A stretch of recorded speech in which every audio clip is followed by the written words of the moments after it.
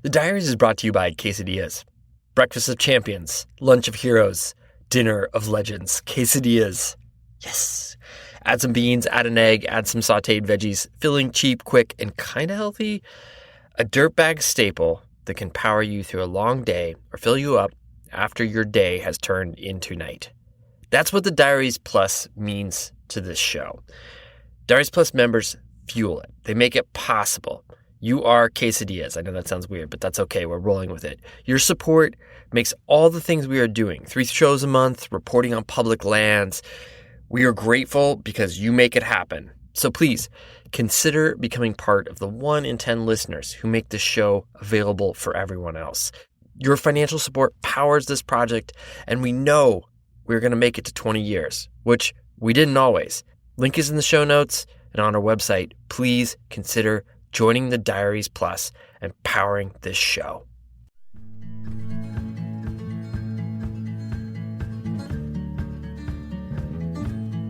When my son Oliver turned 2, I decided to take him on his first camping trip, something I'd been looking forward to eagerly since he was born. I've always loved camping, and as I grew older, I dreamed of one day instilling that same love of the outdoors in my own kids. I imagined nights spent under the stars and endless s'mores, but soon after having children and enduring the sleepless nights, never-ending messes, and other joys that come with parenthood, I realized that the reality of camping with a baby was likely very different than the idealistic image I had conjured up, and more like wearing a fishnet shirt. Sure, you can do it, but that doesn't mean you should. So, while I was eager to share my passion with my son, I waited out the first couple of newborn years in hopes that camping with a toddler would be a bit easier. As he grew, he became a little more portable and durable, and shortly after his second birthday, I finally felt ready to take the stumbling, bumbling little guy out to the mountains. But first, a little context. My wife and I had just moved more than 2,000 miles across the country from Arkansas, which we called home for the last 10 years, to Bend, Oregon. We packed up our life, most notably Oliver, his fresh 2-month-old brother Theodore, and a pair of golden retrievers in the Subaru Outback to start anew in the high desert. We bundled up together during one of the biggest snowfalls in decades, waiting a few months before our outdoor adventures would start in earnest. By the time summer returned to the Cascades, we were eager to explore all corners of our new backyard.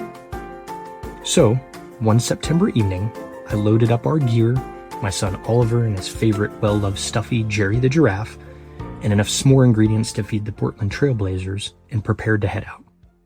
As I gathered our things, my wife pointed out that Oliver had been sniffling on and off all day and seemed to be developing a runny nose. While she seemed a little concerned, I didn't think much of his condition because, well, kids. We finally shoved off and made the short drive up into the Cascades to our campsite at Lava Lake, a developed campground complete with a lake and a view that I had strategically chosen so as to not roll the dice on finding a dispersed campsite with a toddler in tow. We arrived at our campsite just in time to explore the lake, cook dinner, and eat a couple of s'mores before tucking in for the night. The first camping trip seemed to be going off without a hitch, and I smiled contentedly as I turned off the lantern.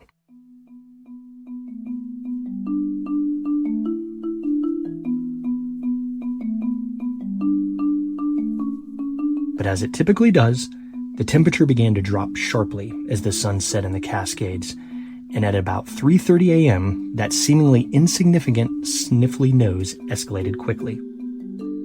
Oliver sat straight up in his sleeping bag, as if suddenly possessed by a spirit sent from the depths of hell for the sole purpose of ruining our camping trip. What happened next, I'm certain still haunts the dreams of those campers in Lava Lake Campground Loop 1. Oliver began to scream, a scream so shrill, I stood up and walked straight into the closed tent door, trying to escape the terrifying shriek in a half-asleep stupor.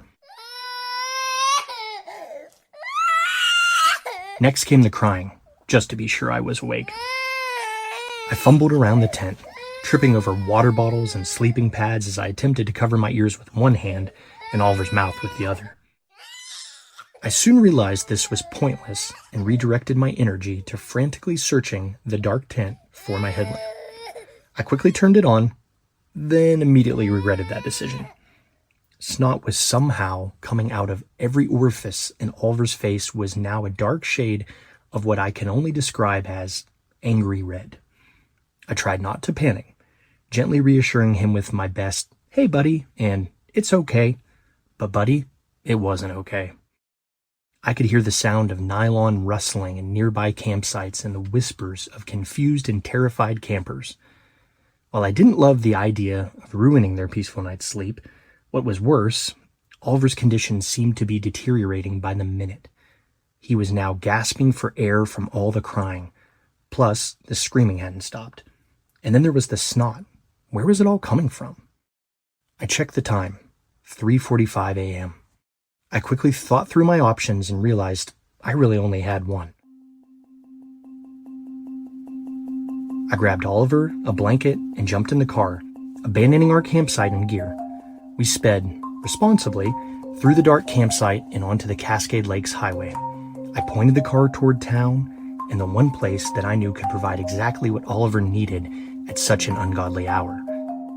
The drive from our campground to town took roughly 45 minutes, during which time Oliver slipped in and out of sleep, sobbing and rubbing his snot-crusted face.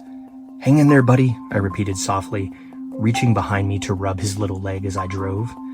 We drove into town and sped down deserted, pre-dawn streets. I squinted through sleepy eyes and finally spotted the sign, illuminated in the distance like a beacon of hope. I turned sharply, and the tires screeched as we pulled into the parking lot of Richard's Donuts. I pulled Oliver from his car seat and rushed toward the door. In my mind, what happened next played out like one of those scenes in a primetime medical drama, where someone contracts a deadly disease and their loved one rushes them to the hospital, bursts through the doors of the ER and shouts, "Doctor!" just in time to receive the life-saving medicine they need. Except, in my case, I shouted, "Crueler!" and was met with the awkward stares of the geriatric regulars immersed in their newspapers and coffee. Undeterred, I ordered what felt like one of everything, an absurd quantity of donuts for one adult and a 2-year-old. But logic takes a backseat in these types of life or death situations. Oliver continued nodding in and out of sleep, moaning and crying, presumably exhausted from terrorizing his father and fellow campers. I tapped his little cheek. "Oliver, stay with me, buddy. You're gonna make it." He came to long enough to reluctantly open his mouth, and like a mama bird, I dropped a small piece of sprinkled donut into his jowls and watched as he slowly chewed and swallowed it. Suddenly, life returned to his eyes. He smiled weakly, and as I fastened him back into his car seat, he immediately fell back asleep, hard this time. I breathed a sigh of relief. Before we pulled out of the parking lot, I placed the rest of the donut in his little hand, just in case, and drove back toward the mountains. The next 45 minutes were quiet and the road was empty. A new day was beginning as we drove back up into the Cascades, and I pulled over to watch the sunrise over Devil's Lake. It was a beautiful morning. "Oliver, do you see this?" I said as I turned around in my seat. But he was passed out, pink icing now joining the snot smeared across his tiny face in a thick mixture of indistinguishable goo. I laughed, grabbed a maple bar, and sat on the hood of the car, taking it in before making my reluctant return to camp and offering heartfelt apologies to all of our neighbors. Oliver continued to sleep as I packed up our campsite and loaded the car. When we arrived home, my wife Emily met us in the driveway, along with Oliver's little brother, Theodore.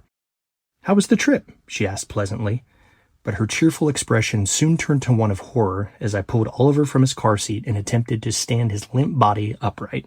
Like a scene from Weekend at Bernie's, I propped him up and waved hello with his little hand. He slowly opened his eyes and with a big yawn said, "Great, me and Daddy got donuts." Emily shot me a confused look as I shrugged. "Great," I agreed.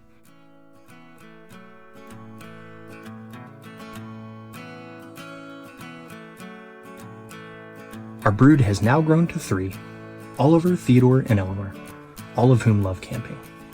Not-so-little Oliver turned 11 this past summer and asked to go backpacking with a buddy to mark the occasion, warming his old dad's heart. And each year, we plan a summer full of family outdoor adventures, most of which end with a non-emergency trip to the donut shop.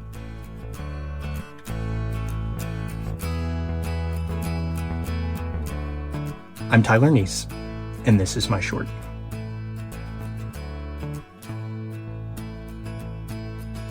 After the break, another short from another dad.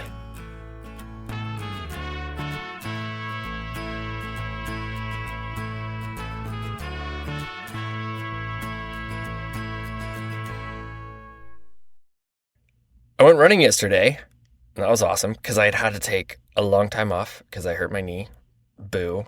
And it felt so good. I didn't go that far, but you know what didn't happen? I didn't get any blisters. My little feetsies, they were so well protected because I was wearing darn tough running socks. They have got my feet covered, and I'm very grateful for that. They've been making awesome socks for over 40 years in Vermont. They pride themselves on using merino wool sourced from America and around the world, and they back it up with an unconditional guarantee for life, which I wish my knees came with, but they don't. It's fine. I'll work through it. If these aren't the longest lasting socks you've ever owned, return them for another pair. Darn Tough is offering free shipping on any order for Diaries listeners. Use the code DIRTBAG at checkout. We'll put a link in the show notes, or visit darntough.com to find your new favorite pair of socks. Your feet deserve it. Thanks, Darn Tough, for supporting the show. Seriously, you make it possible, and we're grateful. Bike racks and truck tailgates. I don't know if they were made to go together like peanut butter and jelly. I don't always think so. But that is why we love our pivot swing hitch from Kuat, because it makes them be like, peanut butter and jelly. It's way easier to get to all the other gear we need for our ride out of the truck. Arm swings out, access to everything. Amazing. The Pivot version 3 builds on Kuat's best-selling swing-away hitch adapter with refined upgrades that improve stability. With quick-release 90-degree and 120-degree swing-away positions, you get unobstructed access to tailgates, rear doors, and cargo areas without removing your bike rack or gear. Dope. Available in both driver and passenger side swing options, it adapts to a wide range of vehicles with a 2-inch hitch. Backed by Kuat's No Worries limited warranty, it's built to perform wherever your adventures lead. Kuat, because you love your gear and you like getting to the back of your truck. As the days get longer, it makes it easier for me to get out on the trails, which I love. I can go early with the birds when they wake up, or I can stay out late and catch the sunset with friends. Whether you're scrambling up a rocky ridge or trekking through mossy, sun-dappled forests, or maybe you've got your sights set on something bigger like the AT, PCT, or CDT, Oboz has something for you. They craft purpose-built footwear with an unrivaled feel and rugged durability. They are committed to making better footwear and protecting our planet. From using recycled materials to powering their headquarters with clean energy, every step they take is intentional. And because they plant trees for every pair sold, Oboz is helping to rebuild the places we love. Thanks to Oboz for supporting the show, but more importantly, thanks for leading in a global movement to do business differently. To find your next pair of footwear, check out obozfootwear.com/lovehiking. Oboz Footwear. Love hiking. So I've been traveling a lot this year. It's not my favorite thing to do, but it is awesome. Go to some incredible places. I've been actually putting some of the cassava I've been using in a Ziploc bag, which isn't always ideal, but I've really appreciated being able to travel with that stuff. So I am psyched that Cassava now has travel packs. It makes it super easy to pack a few in my bag, whatever direction I'm headed. Cassava's whole body meal shake keeps your body and mind nourished all day, no matter where you are, even backpacking. With 2 scoops of Cassava, you get 85 plus superfoods, nutrients, and plant-based ingredients. So not only am I getting 25 grams of plant-based protein, I'm also getting adaptogens and supergreens at the same time. Cassava has 7 flavors to choose from, including their newer ones, coffee and strawberry. Yeti coffee. Take your daily ritual with you. Go to kachava.com and use the code DIARIES for 15% off your first order. That's Kachava, KACHAVA.com, code DIARIES. Empty nester. Has there ever been a dumber, less accurate metaphor? As if, after raising children, building a family, launching real-life, fully formed human beings into this complex modern world, there is then nothing. Just an empty shell of twigs and leaves and dirt And what exactly is supposed to have happened to the parent birds? Have they flown the nest too? Where did they go? Or are they just anxiously looking around the nest chirping? Okay, now what? Friends and family were not used to seeing my wife Robin or I without at least one of our 4 children in tow. Soon after dropping our youngest off at college, the barrage of questions began. They were oftentimes well-meaning, sometimes pointed, and often tinged with a sense of morbid curiosity. What is it like? Do you miss them? Do you still like each other? And the most urgent, almost pleading, what will you do with all your free time? We understood that this was an important life transition, not just for the kids, but for us too. Yet the questions felt loaded with a phantom weight, like when someone asks on your birthday if you feel older. Older than I did 24 hours ago when I was the same exact person? With a healthy dose of self-reflection, we realized that we needed some new words, new perspective, and a guiding principle to help properly start us off on a cliche-free life after kids. In search of a new metaphor, Robin and I nervously packed our mountain bikes, trail runners, a compass, and a neon highlighter, and headed out to, of all places, suburban Long Island.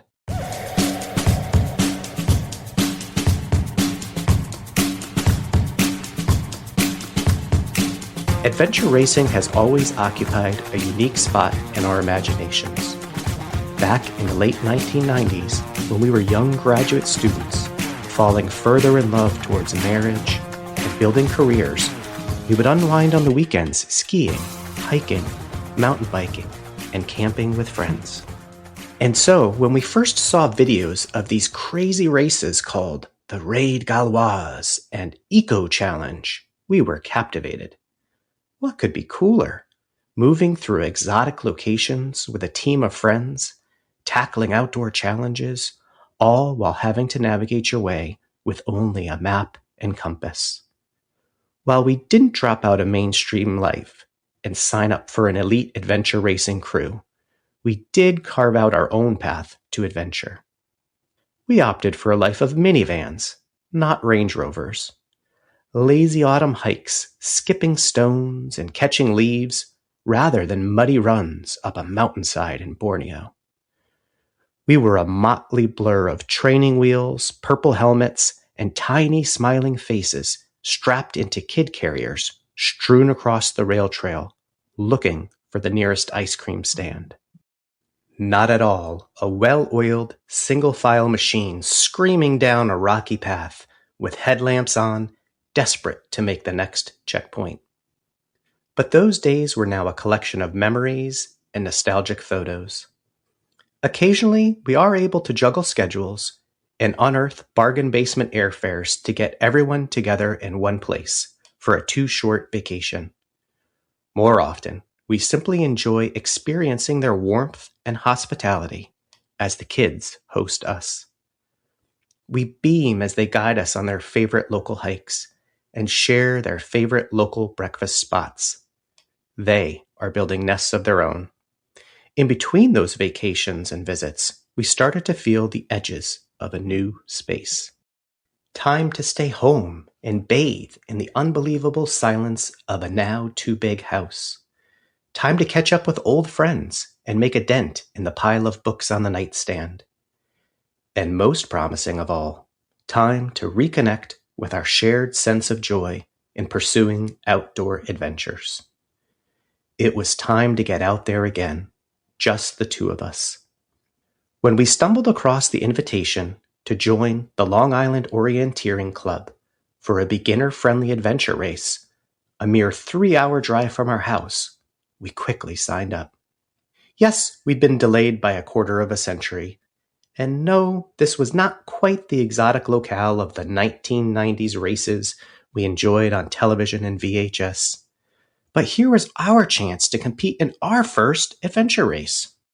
In the weeks leading up to the race, I absorbed any information I could find with the same blend of anxiety and excitement with which I devoured parenting books 2 decades ago. I was able to decipher that the course started on a tidal river and then sprawled across the trail systems of 3 interlocking suburban parks.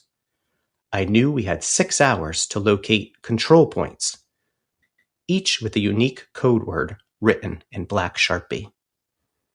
The race director had placed 35 mandatory controls and another 33 optional controls throughout the course.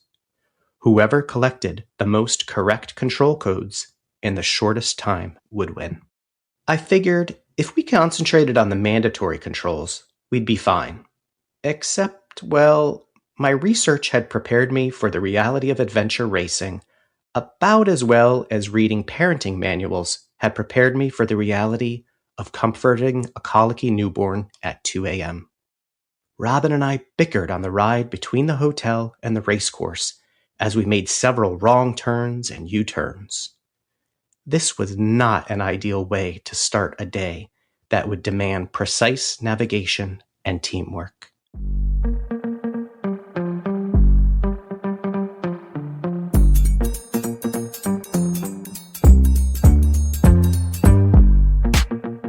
Eventually, we found the race site and found a spot among the other racers in the gravel parking lot. Robin started unloading our gear, and I jogged up the hill to register and retrieve our maps and control sheet from the race director. I'm not sure what words of wisdom or guidance I was expecting from him, but it was certainly more than a brusque "good luck."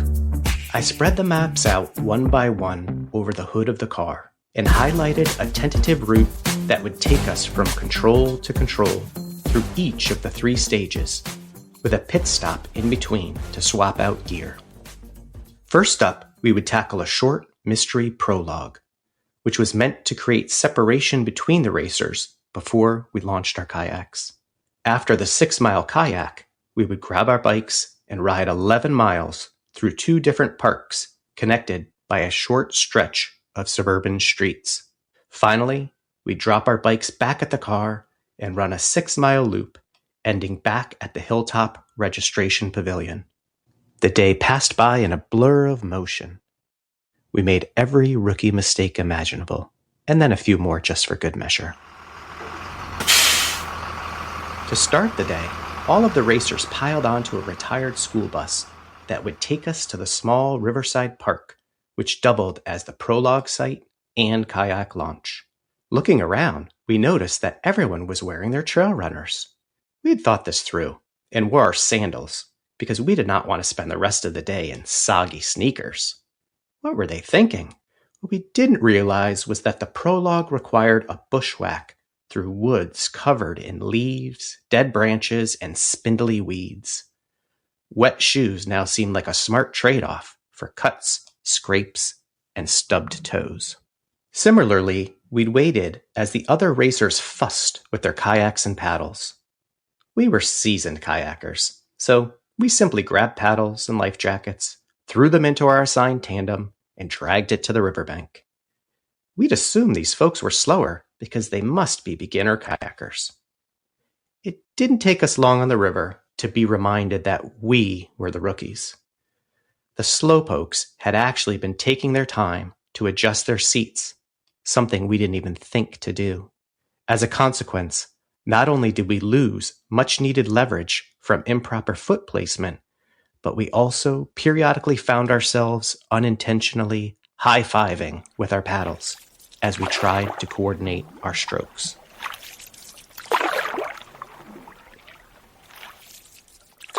Past the prologue, off the river, and onto the trails, our novice blunders continued. Chastened by our earlier lone wolf attitude, we shared directions and tough-to-find clues with other teams, only to be met with a curt "thanks" and no reciprocal intel. We followed other racers when we shouldn't have, and decided to go our own way when we should have followed the herd. Our biggest mistake was waiting for us at the finish line. We arrived back at the registration area to hand in our control sheet just a few minutes past the 6-hour race deadline. To us, this was no big deal. We'd run a good race, and despite all our missteps, we're proud of all the points we'd accumulated. We'd fully completed the prologue and missed only 2 controls on the kayak. Our strongest stretch was the mountain bike section, where we did not miss a single control. By the trail run, however, the afternoon heat and excitement of the day had sapped our remaining energy and focus, and we only found the first 3 controls. But whatever small amount of pride I felt in our efforts vanished with the stroke of a pen, as the scorekeeper first added, then started subtracting points.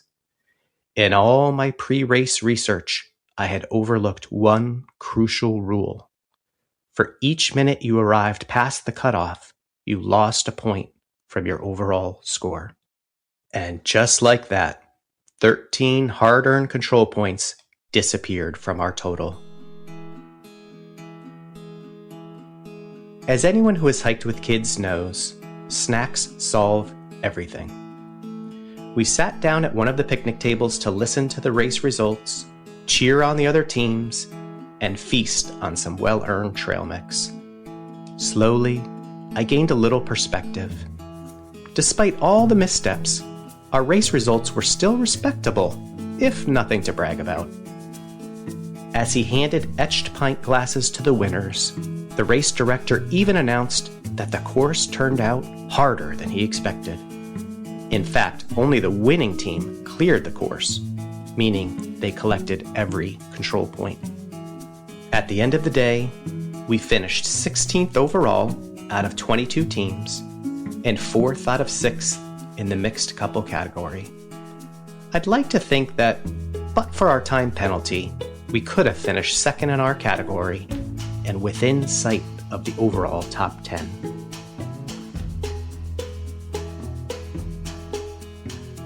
But the weekend was not about points or what-ifs.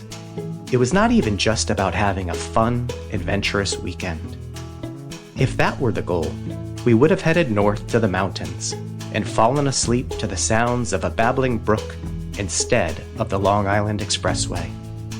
No, this was about finding ourselves, finding our footing, finding a new direction. The real prize was not a ceremonial beer glass. It was a new metaphor around which to frame our narrative for the months and years ahead. A narrative that was anything but empty. And so a word of warning to the next unwitting well-wisher who asks me, what is it like to finally be an empty nester? You'll likely get an earful. Being an empty nester feels a lot like being an adventure racer. You have no idea what exactly you are in for.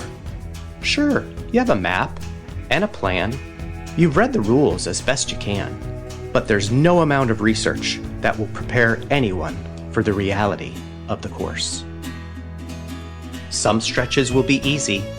Everything will click as we fly down a sandy trail. But out of our bike saddles, yelling out the lefts, rights, and straights until the small orange flag appears exactly where it should. And on other stretches, we will struggle, hands on hips, tired and frustrated, walking circles in the woods, pointing to the map, insisting that that damn flag should be right there. But whatever happens out there on the course, I know that our race time is limited. And so, you'll not find these 2 old birds wallowing in their empty nest. Sure, maybe one stage of our race is over, but we're ready for the next. Or maybe we're just struggling between control points. Or maybe, just maybe, there's another race out there waiting to be run. My name is Paul Lagasse, and this is my short. Thank you, Tyler and Paul, for sharing your stories, and happy Father's Day to you both and to all the dads listening. Yeah, we appreciate you. Our stories come from friends of friends, and from you, our community. If you have a compelling idea for a guest or story lead, please give us a shout. You can email us at editor@ducktapedandbeer.com. Thanks to the folks who recently became Diaries Plus members and those who continue to support the show. We deeply appreciate it. Another way you can help is always to write us a review on Apple Podcasts. It helps others find the show and it keeps us up in the feed. Music today from Dear Nora, Lightspeak, Our Many Stars, Boxwood Orchestra, Different Angle, American Radio, El Sarah, and Tigers in the Sky. The tracks are courtesy of the artists or Track Club. Jacob Bain and Nis Cotto composed our theme song. You can find the artists at our website, dirtbagdiaries.com. This episode was produced by Lauren Delaney Miller with additional production help from Becca Call, who's also our executive producer. I'm Fitz Call, and you've been listening to the Dirtbag Diaries. Thanks for tuning in.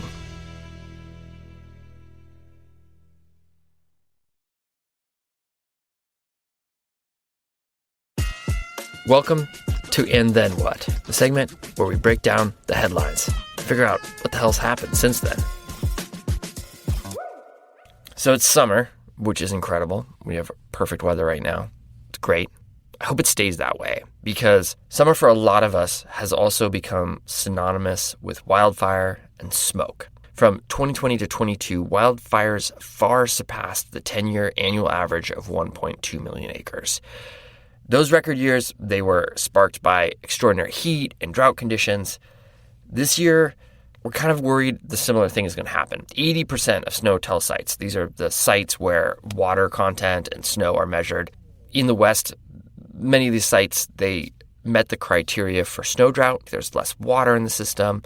Back east, heat and the lack of rain have intensified drought conditions. At the same time, the Forest Service, one of the agencies responsible for wildland firefighting, they've had a lot of their budget cut. How is this impacting our firefighters, the people tasked with controlling and putting these fires out? We sat down with Reva Duncan, the board president of Grassroots Wildland Firefighters, who advocates for the well-being of firefighters. Think pay, benefits, working conditions, hazard pay, limited staffing. They care for our wildland firefighters. It's incredible work. She's also been on the front line. Reva's career in fire spanned 32 years from working on crews and fuels management to serving as the forest fire chief on the Umpqua National Forest. Let's dig in.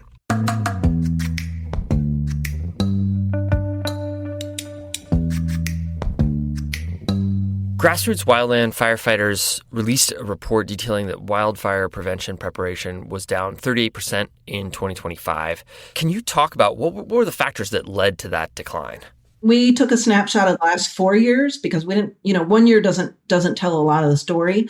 But it was a steady decline and then really kind of pretty sharper downturn last fiscal year. Mm-hmm. And, we attributed that to several things like declining budgets, certainly, but also declining workforce. And not just the full-time fire workforce, but there are a lot of folks, you'll hear them called militia. I don't like that term. I like collateral duty folks who assist in the planning on, these fuels work, but also really play a huge part in the implementation of a lot of this. And there was so much uncertainty at the beginning of the calendar year with the new administration and, the layoffs, the Doge cuts, you hear it called the Valentine's Day Massacre.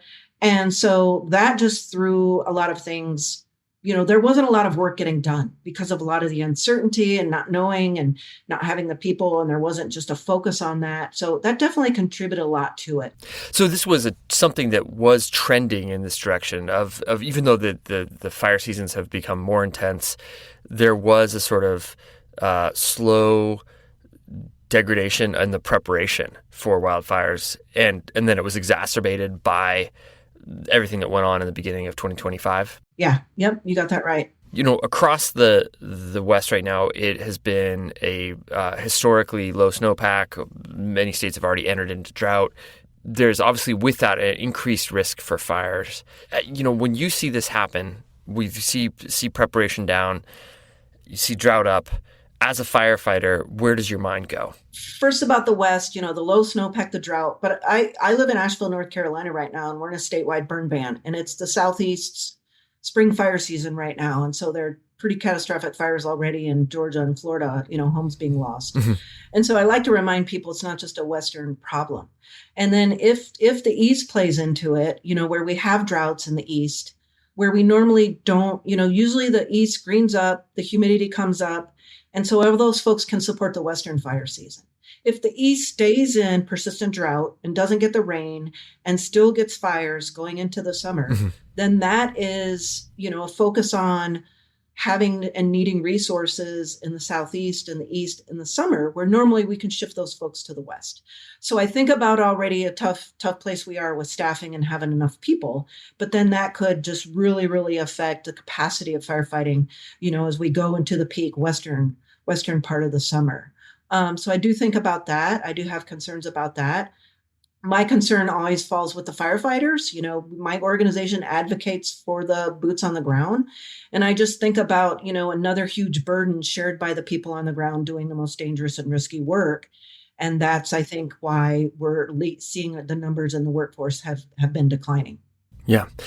If you look at government employees, I would say probably next to maybe astronauts, like our wildland firefighters are beloved. Yeah. You go, if you're in a Western town or an Eastern town or any town that's been impacted by fire or just in general, you'll see signs up on the, side of barns like thanks firefighters, or it just people care about our firefighters because they know it's a dangerous job. They know it's being, it's like a difficult job.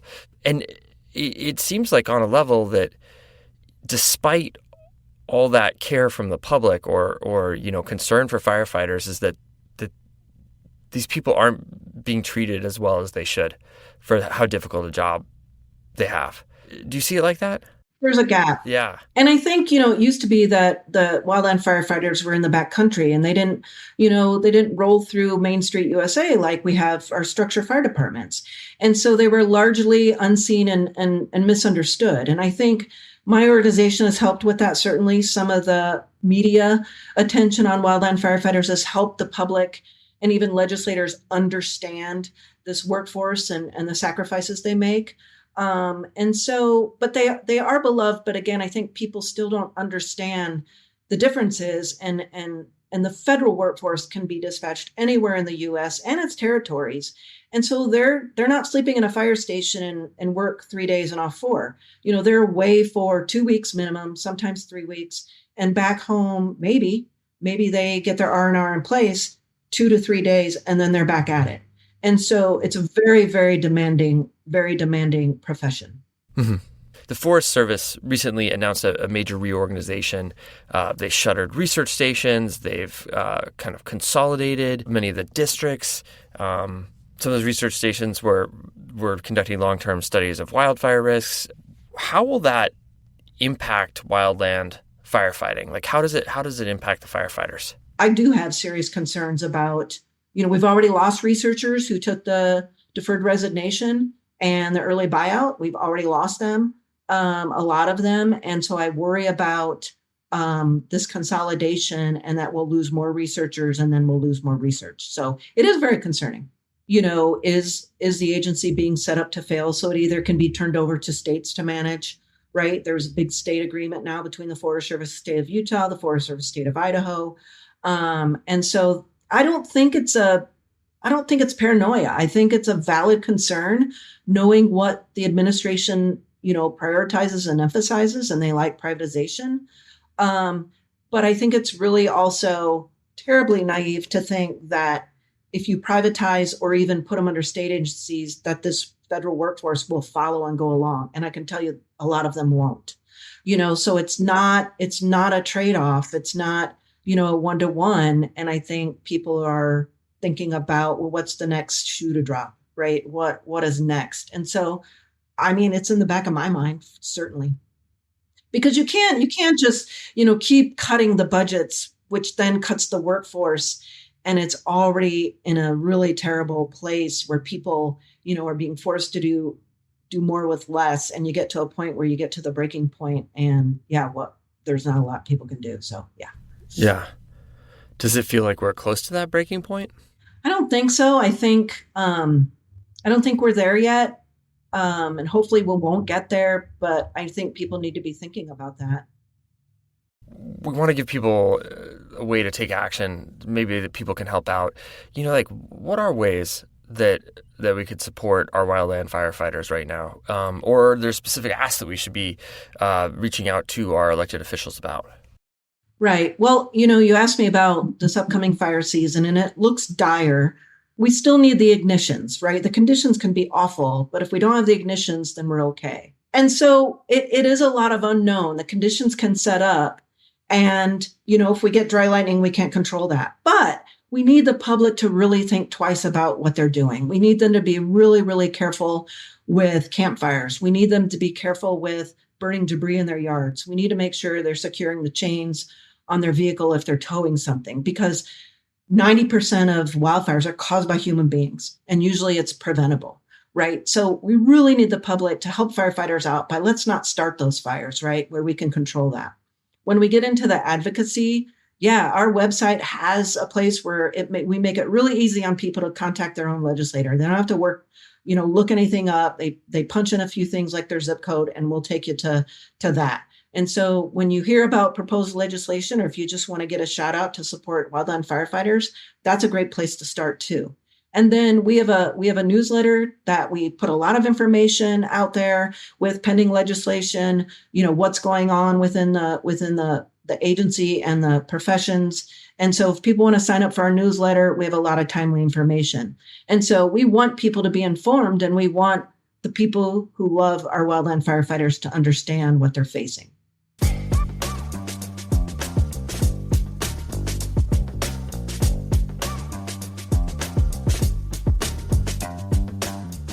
We're posting these pieces on our website, dirtbagdiaries.com, in case you want to share. And then what? Thanks to Diaries Plus members for making this reporting possible. Links are on our website and in the recent show notes. Thank you for caring about public lands.